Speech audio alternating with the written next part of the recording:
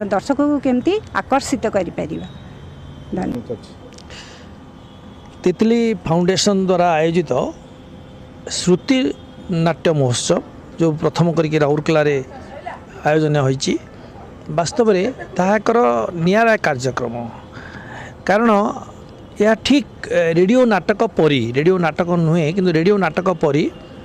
एथिरे चरित्र माने अभिनय करिवे नाही मंच उपर ठिया है संलाप उच्चारण करिवे रेडियो नाटक भली एवं ताहा दर्शक मानक बा श्रोता मंडली ताको उपभोग करिवे। प्रकृत रे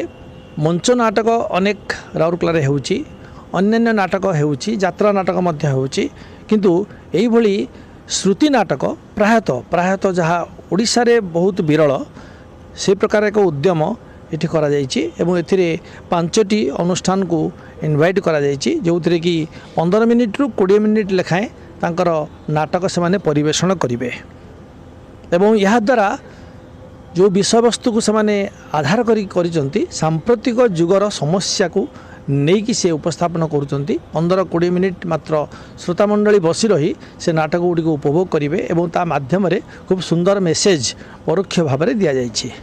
सर आपण परिवेश नाटक आकाश कहिया जोटा होइछि कौन मूल ये देबा चाहिए स्पंदन यार प्रथम नाटक परिवेषण कला आज कार्यक्रम रे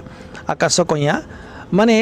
वर्तमान समाज रे जो शिक्षा पद्धति चली प्रकृत में शिक्षा दि जाए जड़े छात्र को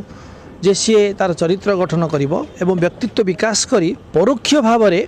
देश गठन रे सहायक हेबो किंतु वर्तमान परिस्थिति रे शिक्षा संपूर्ण रूपे एक व्यावसायिक भाव में परिणत हो गलानी चाकरी करने उद्देश्य रे शिक्षा पछरे छात्र छात्री माने दौड़ुचंती एवं अर्थ उपार्जन करने शिक्षा एक बलिष्ठ माध्यम ही होइछि जोटा कि प्रकृत में सेमानकर चरित्र किंबा व्यक्तित्व गठन करूना जहाँ फल विभिन्न कॉलेज रे मध्य ये शिक्षा रे नाना प्रकार दुर्नीति कार्य होउछि एवं पिला मानकु पाठ न पढ़ा जाई बेसी नंबर दिया जाउछि जहाँ फल पिला माने पाठ ठारू दूरे जाउछंती नैतिक मूल्यबोध से माने पाउनांती शिक्षार प्रकृत मान से माने मध्य को सचेतन करबा उद्देश्य रे एवं समस्त मन में से प्रकार धारणा को दूर करने एक नाटक आम परिवेषण कलु जन सचेतनता पाई।